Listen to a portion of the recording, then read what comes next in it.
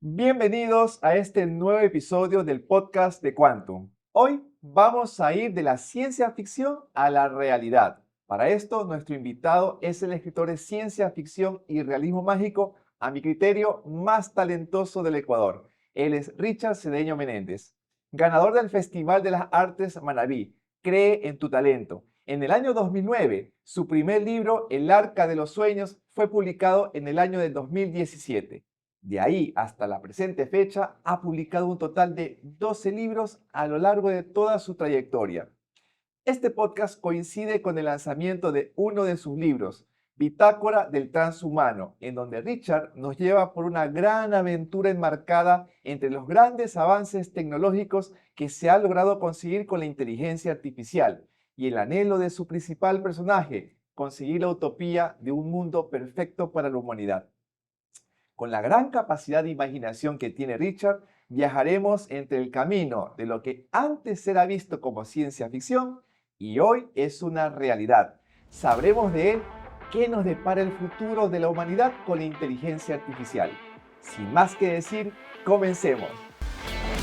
Bienvenidos a las historias de inteligencia artificial de Quantum. Richard, un gusto tenerte el día de hoy con nosotros en este episodio más con el podcast de Quantum. Gracias, Vicente. Al contrario, yo estoy muy honrado de estar aquí, emocionado de estar en tu podcast. Quantum me parece un nombre que encierra, engloba muchísimo, da que decir muchísimo de tu podcast. Muy emocionado. Gracias por invitarme. Sabes que estaba con bastante entusiasmo de tener esta entrevista contigo. El tema de la ciencia ficción es un tema que a mí en lo personal, que me encanta el cine, me encanta leer libros, ver películas, series, toda la vida me ha fascinado. Y esto me llega un poco la anécdota y el recuerdo cuando yo era niño y con toda seguridad que somos contemporáneos tienes que acordarte del dibujo animado de los supersónicos. Yo estaba investigando en internet que Los Supersónicos fue escrito en el año de 1962 y me acuerdo tan claramente cuando yo era niño y que empecé a ver el dibujo animado en mi televisor, me quedaba muy apasionado e increíblemente sorprendido de la posibilidad de poder yo conversar con una persona a través del televisor. Yo, yo alucinaba, incluso, ¿te acuerdas de esta robot Rosie? Que era básicamente lo que es hoy un chat GPT, que era el que te le decía a la familia supersónica que tenía que hacer las actividades del día a día. Incluso me acuerdo que usaban ya tecnología 3D, imprimían alimentos, imprimían materiales horribles que ellos querían tener. Y una cosa que mucho me llamó la atención es que usaban unos aparatos que hoy por hoy le conocemos como las tablets o los teléfonos celulares. Lo que a mí más me impresiona ahora, ya como adulto y después de haber pasado esa experiencia como niño, es la capacidad de imaginación y creatividad que tuvieron los escritores de Supersónicos. Estamos hablando hace aproximadamente más de unos 60 años atrás, de cómo pudieron visualizar y crear toda esta trama de muchas de las cosas que hoy ya no es ciencia ficción, sino que es una realidad. Richard, entonces viendo este pequeño contexto y anécdota que yo vivimos desde la niñez, ¿cómo fueron entonces tus primeros inicios? ¿Cómo fue tu punto de partida para tú decir, yo quiero hacerme escritor de ciencia ficción? Bueno, así como tú lo explicaste ya, uno de pronto desde niño empieza a desarrollar ese deseo de curiosidad, ¿no? De ver qué nos propone la vida después, cuando uno va creciendo. Y sí, me pude haber fascinado con los dibujos animados de Hanna-Barbera y luego ver a los Super Amigos.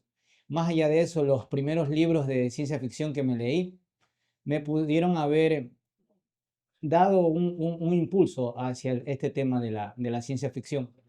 Pero realmente fue el tema de escribir, luego de haber primero intentado hacer cómics en la adolescencia, luego me da las ganas de escribir o de componer canciones, pero ciertamente teniendo los borradores ya sobre mi escritorio, me da por participar a este concurso, Manabí Cree en tu Talento, el cual me hace ganador después de haber clasificado en Puerto Viejo y en Manabí, ganador de narrativa y el premio era publicar un libro. Ok.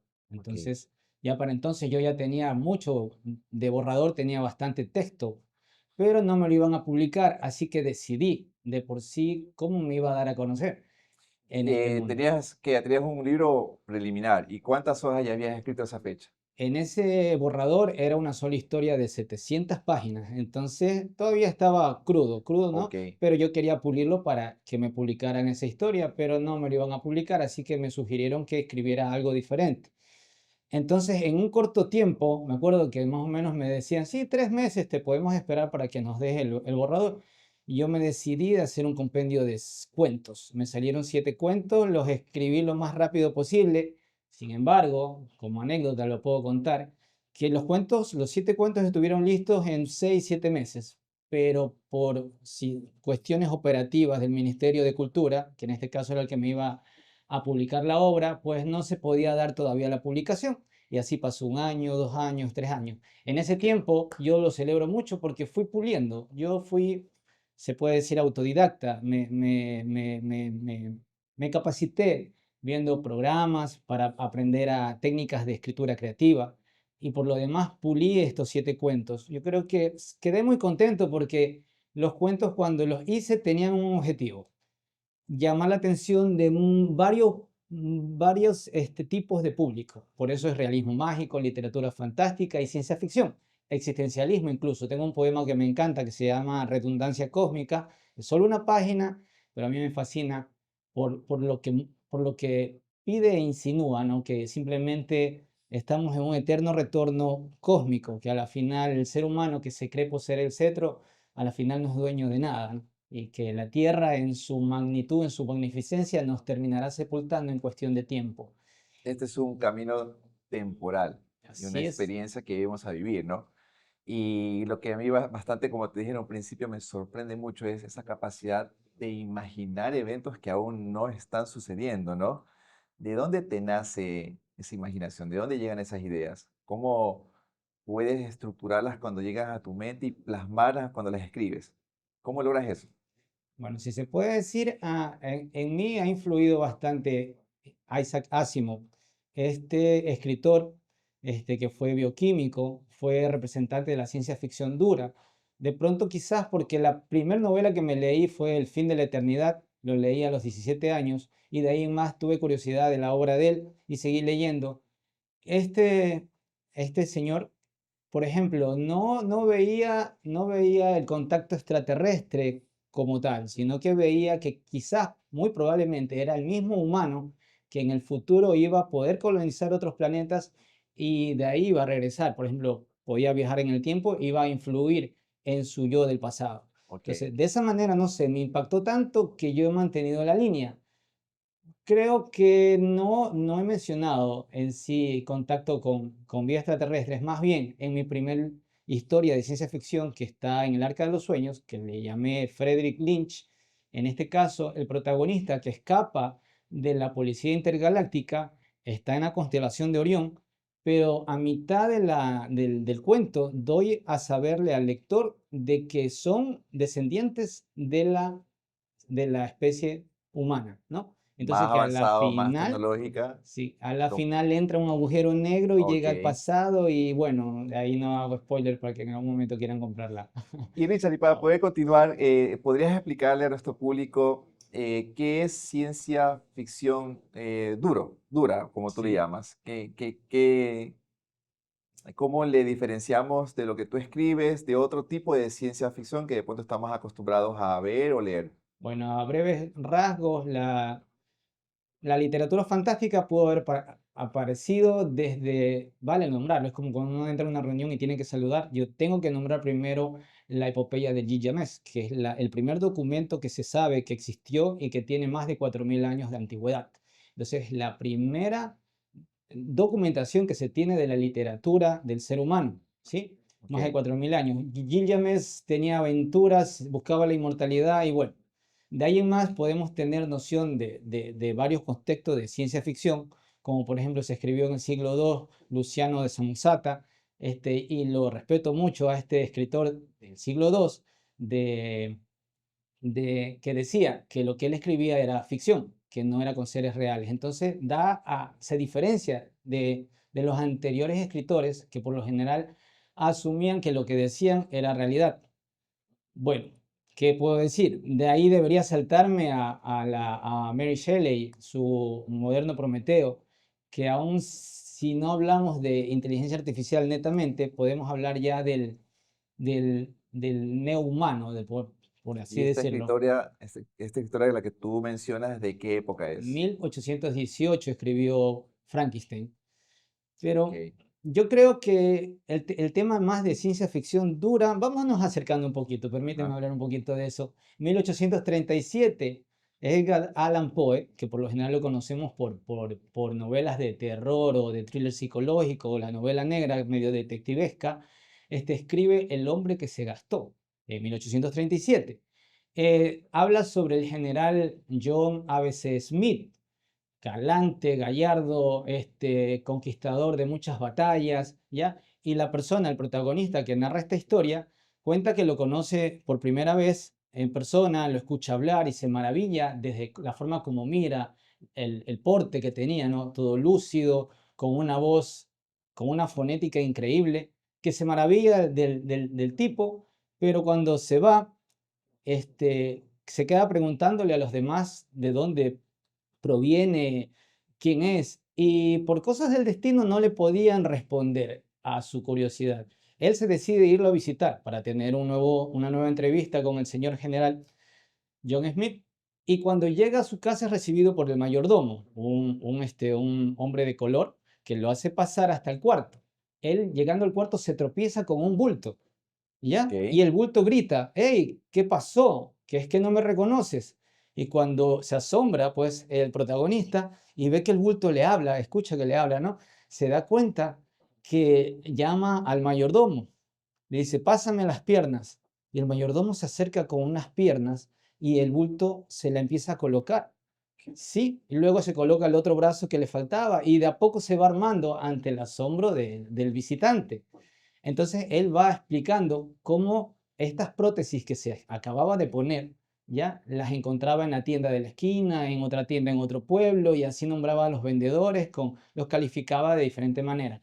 No, a la final el visitante terminó diciendo: nadie me había podido decir que el señor John Smith es el hombre que se gastó». Y así termina la última línea del cuento, que me parece increíble cómo en 1837 Edgar Allan Poe narra a un cyborg.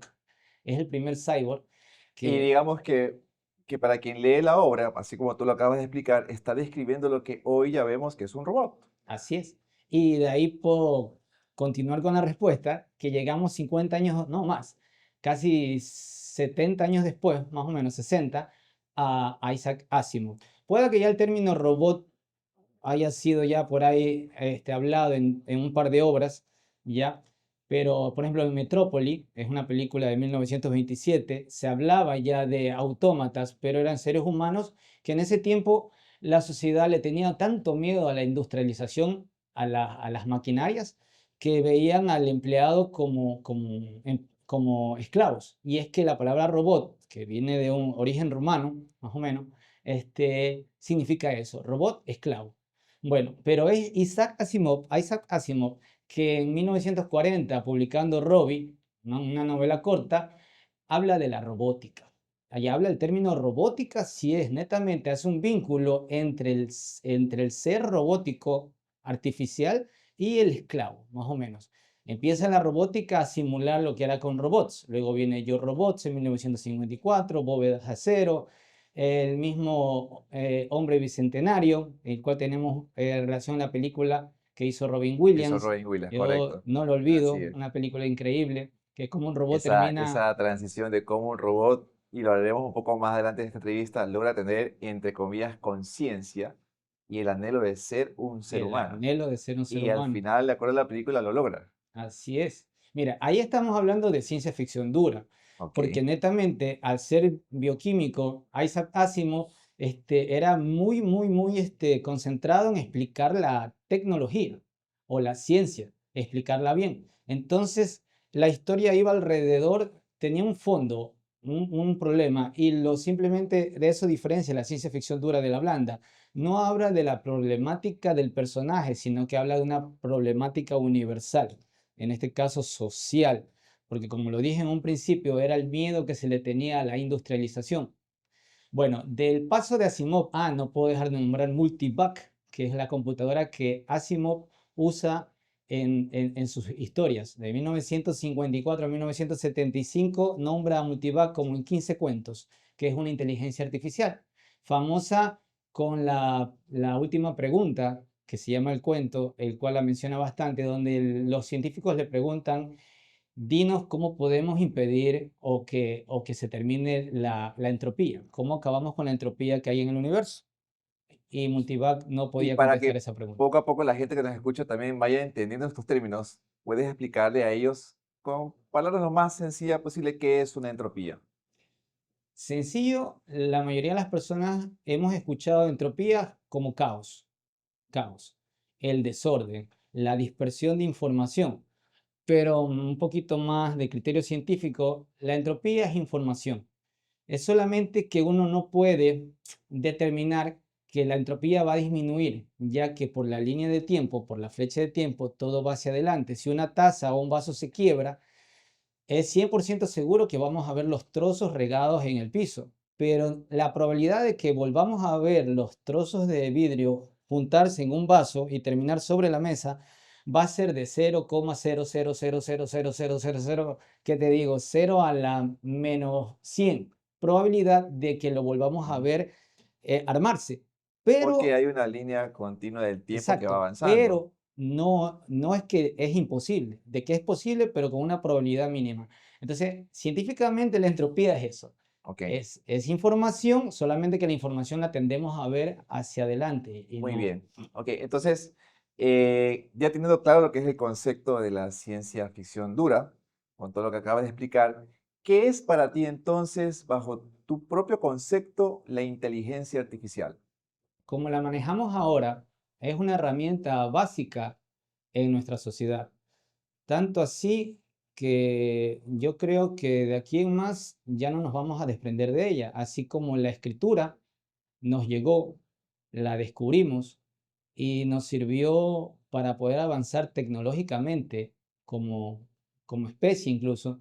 La IA de aquí en más nos va a seguir por mucho tiempo, aunque le tengamos cierto temor.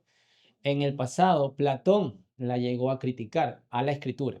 Platón decía que le llamaba fármaco a lo que era cura y al mismo tiempo enfermedad. Él criticaba la escritura porque decía que limitaba al ser humano, no dejaba que hubiera ese intercambio de información en un diálogo. Él, por lo general, en ese tiempo, ¿no? En la antigua Grecia, pues se reunían a conversar todos los sabios, los filósofos, ¿ya? Y los estudiantes escuchaban, pocos tomaban apuntes porque no todos sabían escribir, ¿ya? Pero sin embargo, Platón criticaba el hecho de que se concentraran en la escritura y no en el diálogo, aunque él obviamente publicó o dejó escrito muchas de sus conocimientos. Entonces, esta IA, que ahora nos causa cierto temor por varios aspectos, yo, si me lo preguntas, va a ser algo de lo cual no nos podamos desprender por mucho, mucho tiempo y quién sabe si de qué manera vaya a evolucionar. Sí, porque realmente estos modelos de lenguaje, los LLM, tienes que haber escuchado ChatGPT, Géminis, y hay DeepSeek, un montón que están ahorita en el mercado. Dependiendo cuál tú uses diariamente, el modelo va conociendo cada día más de ti hasta cierto punto que empieza a actuar como tú actúas, se asemeja en tus ideas y comparte contigo día a día todas tus experiencias que efectivamente, como yo lo percibo, en algún momento es una herramienta como el celular. Ahorita creería yo que nadie sale de su casa sin el teléfono celular. En algún momento nadie va a poder andar en la calle tranquilamente sin andar con una IA, ¿verdad? Claro, si quizás empezó esto de la IA en 2014, cuando por medio de la Machine Learning, esta inteligencia artificial podía servir de una predicción, pero aparece en el 2022 ChatGPT, OpenAI, ¿no? Con su, como dijiste tú, modelo de lenguaje, Ujú. ya, el cual nos sirve como de enciclopedia. Podemos buscar en él cualquier información y él nos ayuda incluso modificando nuestro texto y ayudándonos a tener una mejor redacción. Pero ahora vienen el razonamiento, las deep Sí, learning, así las es. que mediante un sistema complejo de logaritmos puede darnos a conocer o puede servirnos como agentes IA. En este caso, como nombrabas tú a la mayordoma, Rosy, a Rosy, ya ella tendría, en este caso, ser un agente IA. ¿Por qué? correcto. Porque se le podía Pedí ciertas pedir tareas, muchas así tareas, es. ir al comisariato, Ajá. ir a la escuela a recoger a los niños. Todo eso es un sistema complejo, adaptativo de este agente de inteligencia artificial. Y lo que tú mencionabas hace un momento es una realidad actual, el temor hacia la inteligencia artificial. Con toda esta explicación de la evolución de la ciencia ficción de la robótica que se ha convertido en algo real, ¿qué va a pasar cuando en algún momento, o sea, ya está ocurriendo, pero cuando llegue a una escala mayor, los robots estén plenamente integrados con la inteligencia artificial? Em, por ejemplo, voy a coger una pequeña comparación con tu personaje Ghostly del libro Bitácora del Transhumano, que lo leí, súper bueno el libro, muy recomendado. El personaje principal ya es un humano con partes robóticas, ¿no? Quiere decir que en tu visión del mundo, el ser humano va a ser como un cyborg, ¿no? O sea, va a coger partes de un robot, se las va a poner que considere que lo haga un mejor robot, pero hasta que eso ocurra, y si es que eso llega a ocurrir de esta manera, ¿tú crees que los robots con inteligencia artificial van a reemplazar la mano de obra humana o nosotros al trascender a este ser cibernético mezclado con humanos seguiremos siendo la mano de obra efectiva del planeta?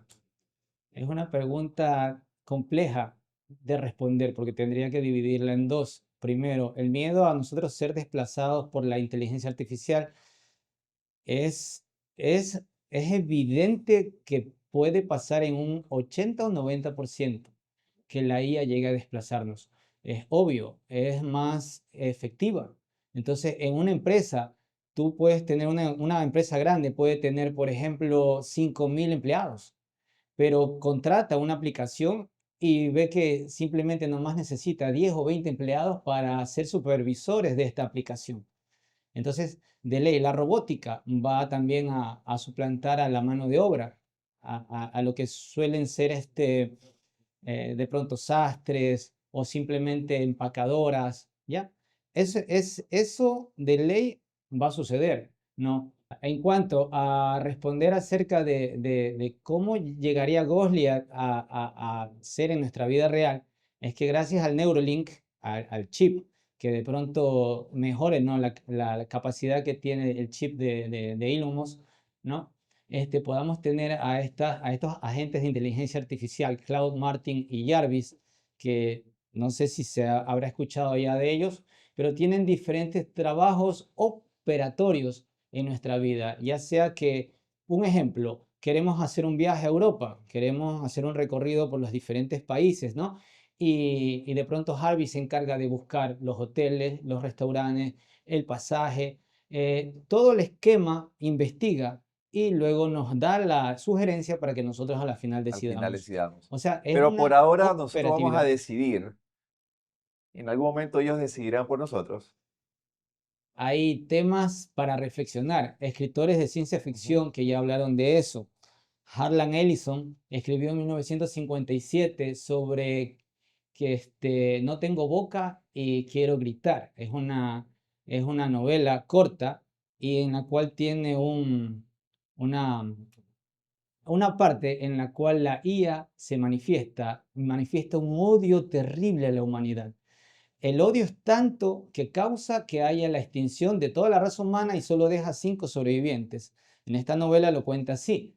Y esos 5 sobrevivientes no los mata, sino que los tiene torturando durante décadas, décadas y décadas. Bueno, es bien como de terror el cuento, pero sin embargo describe el odio que la IA obtiene de la raza humana. Es como que tantos años al servicio de la raza humana le crea una antipatía por ver cómo nosotros no supimos valorar lo que teníamos y de esa manera se desquita.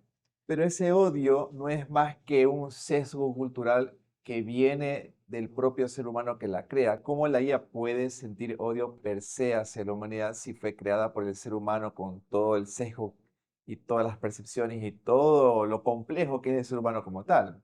Entonces, ¿cómo podría ser posible que la IA pueda llegar a esa etapa si no es que alguien le programó para llegar a esa etapa? Es que tú lo estás diciendo. El mismo hecho que, por ejemplo, Occidente y Oriente nos diferenciamos tanto, podemos llamarle ética, ya que solo hablando superficialmente, en Oriente no tienen sábado y domingo de descanso.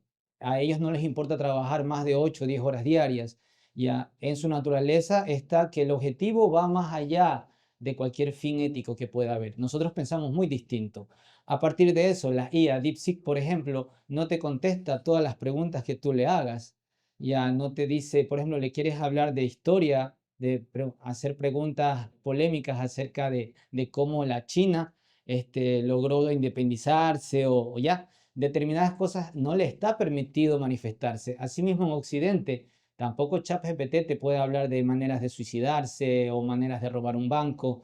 Ya, entonces ya están limitadas por la forma como nosotros programamos a esta inteligencia artificial. Entonces la estamos moldeando a nuestro, es lo que tú estás diciendo, la moldeamos a nuestros sesgos. Entonces, si nosotros sentimos en el fondo odio, antipatía, envidia, la IA va a desarrollarse con ese sesgo, con Correcto. esa intención de organizar o de aplicar determinados sistemas que a la final nos vayan a perjudicar y nos vayan incluso a confrontar. Digamos que el mundo a futuro, de aquí a 15 años, es indiscutible que las IA nos representen, que ya no haya ni foro en la ONU de diferentes participantes, no representantes humanos, simplemente sean aplicaciones que se reúnan en lugar de personas en la ONU. Y cuéntame un poco sobre todo lo que tú has escrito. Vamos hablando sobre Bitácora de Transhumano. Ahí tú mencionas muchas tecnologías. Y ahorita más bien te quisiera preguntar que menciones dos o tres de las tecnologías que tú has imaginado, vislumbrado que en algún día pueden ocurrir en el futuro. Pero de esas tecnologías, ¿cuál crees tú que a lo mejor ya están sucediendo en este momento o que estén más pronto de que realmente se convierta en una realidad? Bueno, la que estamos hablando ahorita, definitivamente, ya que la última novela, Bitácora del Transhumano, es el inicio de una saga que llevo haciendo. La saga se llama Voces del Firmamento, en la cual el personaje principal es un ánima. Un ánima es un ser simulado, es un humano impreso en 3D. O sea, aquí la diferencia, que más adelante no sé si hablemos de la película Mickey 17, ¿no? Sí, Que correcto. me da gusto haber sabido de la película porque es diferencia, ¿no? Diferencia entre el clon y entre el ser impreso en 3D, que es Así es. a donde va mi historia, a donde va Voces del Firmamento. No son clones, sino que las ánimas son seres, si se puede decir, réplicas de seres humanos con una conciencia híbrida. Es la masa encefálica y traslapada una inteligencia artificial dentro de la masa encefálica. Entonces, en el futuro que yo planteo, nos podemos ya adelantar a que van a haber estos seres, estos replicantes, muy parecido a Blade Runner, aunque Blade Runner eran también más robots que seres impresos en 3D. Más bien se parecería a lo de Westworld o a lo Ah, de, sí, que excelente serie, Westworld. sí, muy Así buena. es. Es increíble porque el final, que donde aparece la culebra al término de la primera temporada, tú revisas la mitología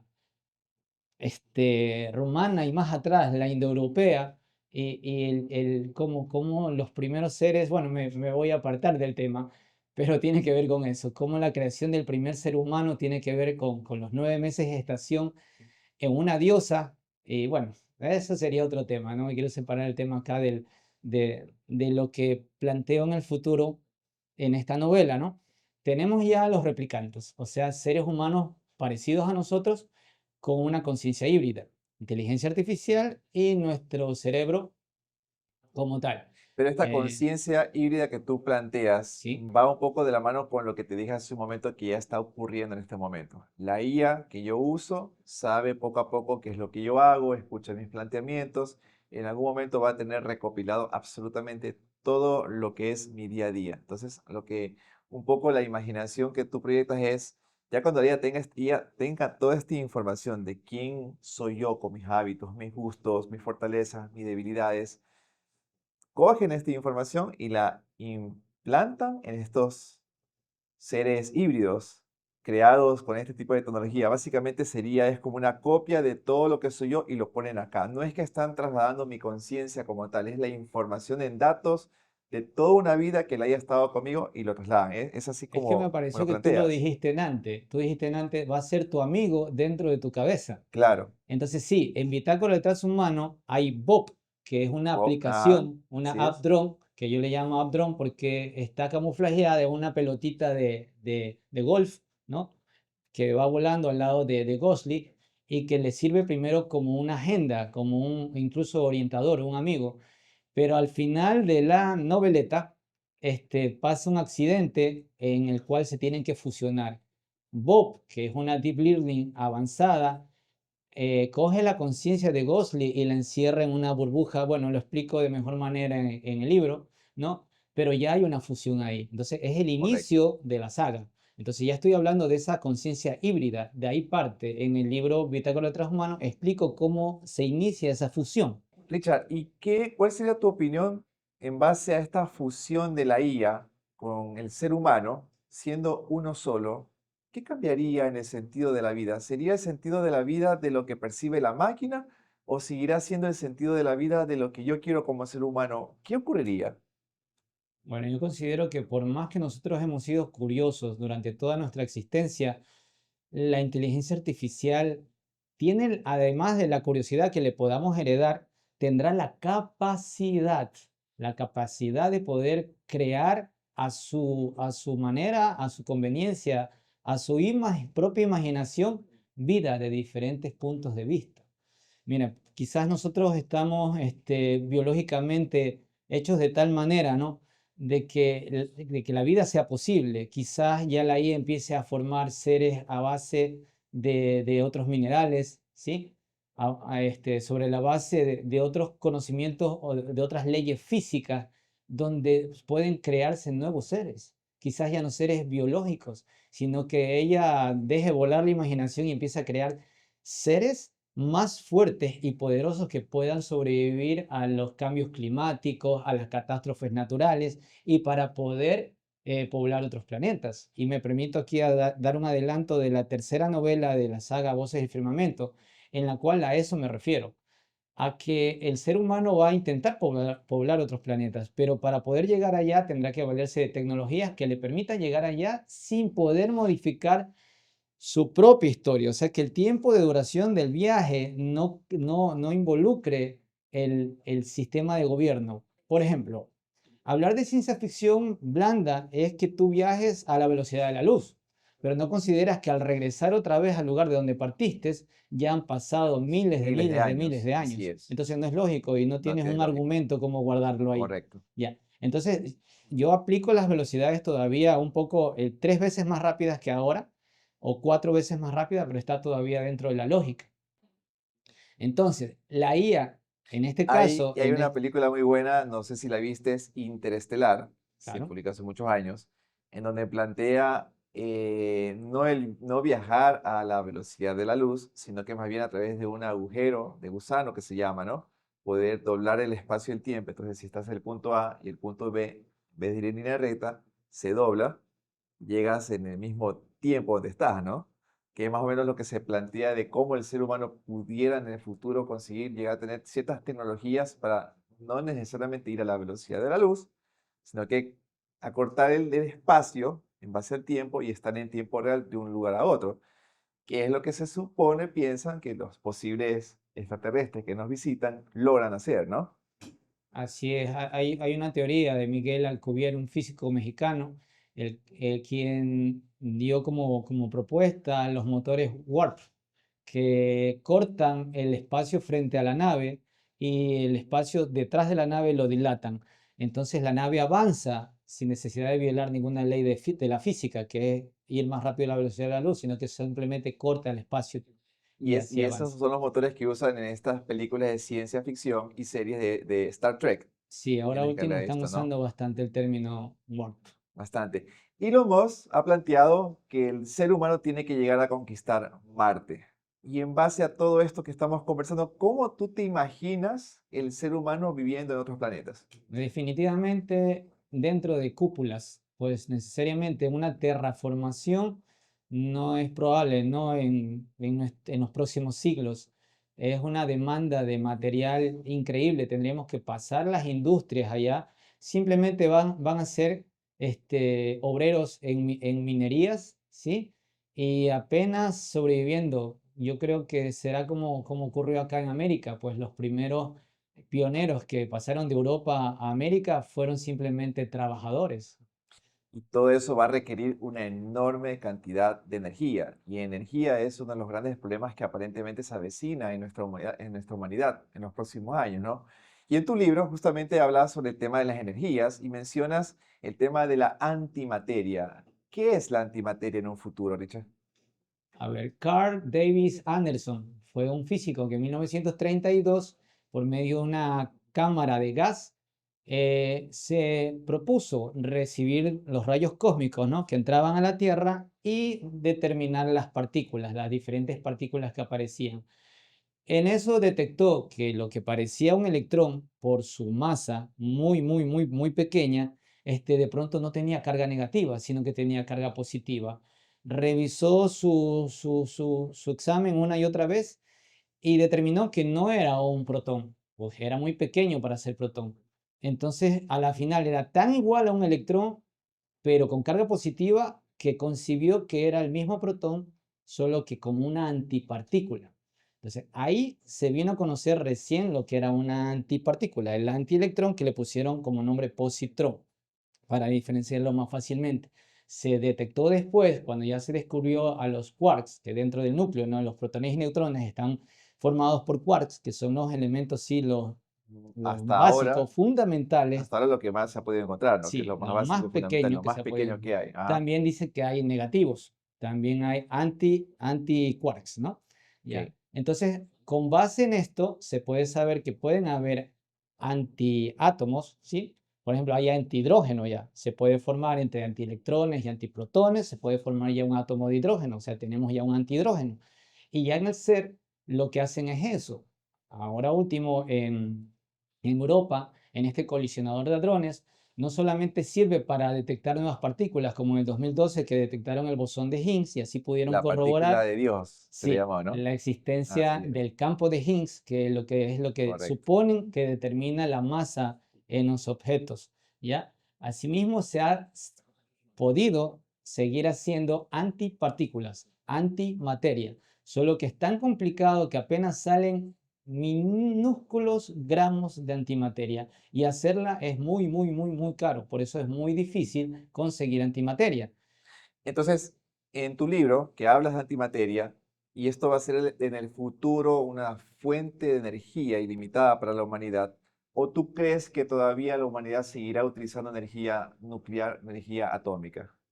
Ya, en parte, si te termino de contestar con esa pregunta, lo que habías abierto una pregunta anteriormente. Ajá. ¿Cuál de las tecnologías que yo he escrito ahí es la que nos acercamos a tener? Y es justo esto, la manipulación de antimateria. Yo creo que es cuestión de tiempo de que podamos tener colisionadores de hadrones de sobremesa. Así lo pongo en Bitácora del Transhumano. Parece ilógico, ya que un colisionador de hadrones tiene 70 kilómetros de Así diámetro, es, construido entre tres países correcto, subterráneamente. Entonces es correcto. algo enorme. Ya cómo eso va a terminar quedando como una aplicación de sobremesa. Pero sí, todo llega a pasar. Gracias a incluso la IA, que nos ha ahorrado bastante tiempo, en algún momento nos va a ahorrar tiempo en ese sentido y podamos hacer antimateria de forma más rápida y más económica. Entonces va a ser una opción a los reactores atómicos. Los reactores atómicos ahorita ya es una realidad. El ITER, y están construyendo más en otros países, en Japón. Entonces, La necesidad de energía que ahora la inteligencia artificial con estos grandes centros de cómputo que están necesitando, están obligándose a reactivar más reactores nucleares justamente porque no abastece la cantidad de electricidad.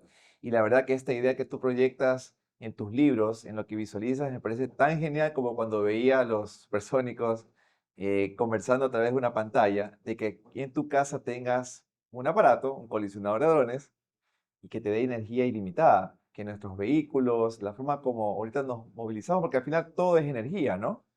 Tienes que irte en avión, tienes que pagar más porque es más energía que consumen. Si quieres tener cierto vehículo que tiene más fuerza, tienes que pagar más porque consume más energía. Esa forma de ver la vida es bastante esperanzadora, Richard, porque al fin y al cabo es uno de los problemas de poder avanzar en la humanidad, la falta de tener energía ilimitada. Tú lo has dicho, la IA, aunque nos parezca formidable, consume demasiada agua. Es uno de los problemas que están ahorita poniéndose en evidencia, que el consumo de agua es es bastante. Entonces, ese es un punto en contra en cuanto a estas aplicaciones. Pero bueno, es el avance tecnológico, en algún momento se le podrá encontrar solución. Creería yo que la solución vendría justamente de la propia inteligencia artificial. Ahora razona, investiga más. Y eso me lleva a hacerte otra pregunta. Cuando aparece ChatGPT como un modelo de lenguaje escrito y uno le parecía, y me sigue sorprendiendo lo que hace ChatGPT, eh, tiene la posibilidad de escribir un libro. O sea, si yo le pido ahorita, ¿sabes qué? Hazme un libro con 5.000 palabras o escribe un libro de ciencia ficción, de romance, él lo va a hacer. Richard, y desde que apareció ChatGPT, ¿te has podido ayudar con él para fomentar ciertas ideas de tu libro o no las has utilizado? Ya que lo mencionas, yo quiero manifestar. En enero salió un libro que se llama Hipnocracia. El que lo publicó se supone que era un escritor eh, coreano o chino, no me acuerdo el nombre o lo voy a pronunciar mal, así que prefiero no decirlo. Pero el coproductor salía en el libro como traductor, es un italiano, Andrea Colamedici. Este señor Andrea es descubierto posteriormente, pero después de que el libro había tenido una reedición. Él había sacado 70 ejemplares, los cuales se vendieron como pan caliente, volvió a sacar otra reedición y luego otra reedición. Y cuando la sospecha daba como tal a que el libro no había sido escrito por él, sino por una inteligencia artificial, él ya dio la cara afrontando el tema y diciendo que sí era verdad, que el libro había sido escrito enteramente por una inteligencia artificial. El libro era increíble porque manifestaba esto mismo de que nos está la problemática de ahora, que estamos viviendo en una realidad gaseosa, ¿no? Que estamos siendo víctimas del consumismo gracias a que la aplicación que se da en las redes nos obliga a estar clavados al celular, clavados a la computadora y nos hace prisioneros, ¿no? Es el tema como el mundo feliz de Orwell, ¿no?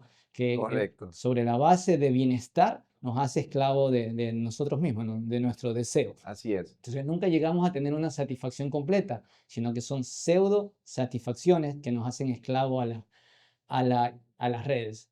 Entonces, este señor igual, al cabo de hasta la fecha, está siendo famoso, criticado por muchos, pero alabado por otro poco, por haber tenido la idea de hacernos ese examen, ese experimento mental, según él ahora asume de que lo hizo adrede para hacernos ver que somos esclavos de la IA, que ya somos esclavos de la IA, que podemos ser engañados tranquilamente por la IA. Entonces, a tu respuesta, a tu pregunta, sí, perfectamente, y lo hemos palpado con Hipnocracia. Les invito a que busquen en YouTube de qué va este libro y que cómo ha confundido a tanta gente, cómo ha impresionado a tanta gente, cómo la IA nos puede mentir así de frente. A mí me parece increíble. Y no, la respuesta a lo que dice es que si yo he utilizado IA para escribir los libros, no he tenido ni la oportunidad y ni la intención porque yo me gusta cómo desarrollo mis historias. Tengo demasiada información con películas que para mí eso ya es grato. Y de ahí usar retórica para poder construir la historia me parece más Pero que un Richard, placer. en algún momento te tocará usarla porque en todo caso tú lo acabas de explicar. La IA escribió un libro y a todo el mundo lo confundió.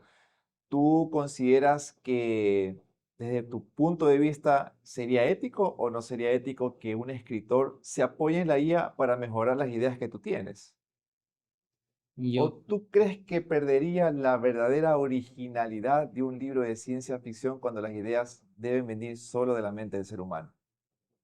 En lo personal, yo creo que no, pero lo que se va a dar es sí. Ahorita hay aplicaciones, los agentes IA, que ya se reparten las funciones. Para escribir un libro, uno crea la historia en general, el otro mejora el perfil de cada protagonista de la historia y el otro busca el mercado para poder meter el libro. O sea, ya hay un grupo digital trabajando en hacer novelas. Entonces, eso ya existe. Y quizás nosotros como escritores debamos de alguna manera aprender a manejar los agentes de inteligencia artificial para mejorar nuestras obras. Yo en lo personal no me gustaría, o sea, tengo bastante todavía tela por cortar, pero quizás para poder avanzar más rápido, para poder publicar más libros, quizás sí sea necesario utilizar esta herramienta. De verdad que esta charla ha sido súper interesante. Te conozco hace muchos años, sé la calidad de escritor que eres, sé de tus vastos conocimientos sobre el tema de escribir libros, he leído muchos de tus libros. Y tomando en cuenta esta partida final, para ir concluyendo con todo lo que hemos hablado con la IA, lo que es capaz de hacer, el tema de los libros, ¿qué le recomendarías entonces a los jóvenes de hoy que quisieran seguir tu camino, el de escribir ciencia ficción frente a todos estos cambios? ¿Qué les recomendarías? ¿Qué les aconsejarías hacer para que tomen la senda que tú tomaste desde muchos años atrás? Yo creo que si ya están utilizando inteligencia artificial y quieren hacer historias, pues tienen que seguir trabajando con eso, porque de alguna manera va a ir evolucionando.